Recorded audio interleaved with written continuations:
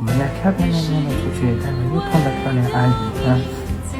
对，现在有了女儿，每天再给人家发型，也不管我到底是啥发型，就先把他女儿收拾好了。也不管我今天刘海到底飘不飘逸，也不管我今天刘海到底油不油，还没弄到这儿来嘛？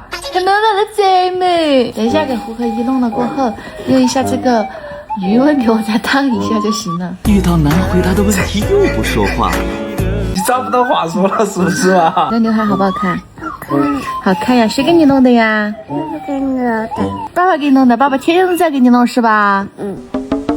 我要努力学会无所谓。啊，不懂那你没懂啊。就这样，就这样。对，天天都在给你弄这个刘海，不想配了。完了，不配就不配了嘛。这个我给你弄。就凭这夹刘海的娴熟的手法，没晓得平时少给你弄嘛。